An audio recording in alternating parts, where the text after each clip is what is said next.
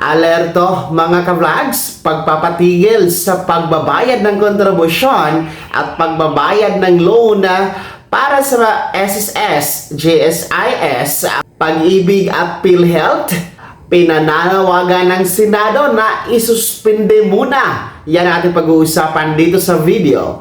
Hello mga ka-vlogs, welcome dito sa aking YouTube channel. Magandang araw po sa lahat ng mga manonood. Saan po kayong dako sa mundo? Kumusta mga ka-vlogs? Well, eto no, pinanawagan sa Senado ngayon ang pagsuspinde sa pagkaltas o paghulog ng kontribusyon para sa SSS, GSIS, Pag-ibig at sa PhilHealth. Maging ang pagbabayad ng loan ay pinananawagan na isuspinde din po mga ka-vlogs. Yan po ay ayon kay Senator Amy Marcos dahil nga dito sa umiiral ngayon na National Energy Emergency. Kamakailan kasi mga ka-vlogs ay dineklara po ng Pangulong Bongbong Marcos na ang ating bansa ay nasa ilalim po ng National Energy Emergency dahil nga po ito sa kakulangan ng supply ng langis dulot ng matinding giyera diyan sa Middle East ng Iran and US-Israel war mga ka-vlogs.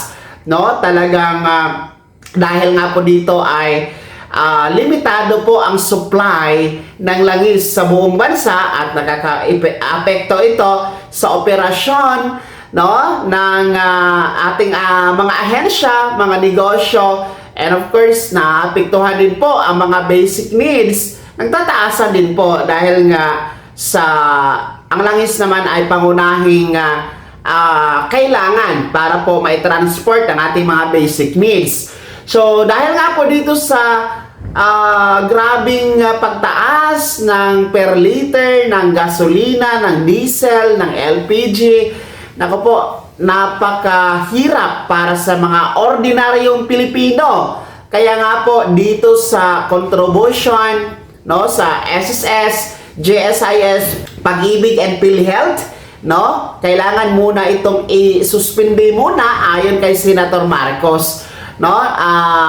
Pati yung pagbabayad ng loan, kung meron kayong loan sa SSS, may loan sa GSIS, may loan sa Pag-ibig, kasama rin po yan sa isuspindi muna, para hindi muna makadagdag sa pasanin ng mga ordinaryong Pilipino, dahil nga po mataas ang bilihin ngayon, mataas ang langis, lumagdag pa itong mga kaltas na ito, mga deduction sa mga minimum wage earners, itong Pag-ibig, PhilHealth and SSS dahil mandated naman po ito talaga. Kaya hindi naman pinapatigil, isuspend muna hanggang hindi natatapos ang National Energy Emergency at hanggang hindi po natatapos ang sigalot dyan sa Middle East na giyera mga ka-vlogs, ay wag munang mangolekta ang SSS,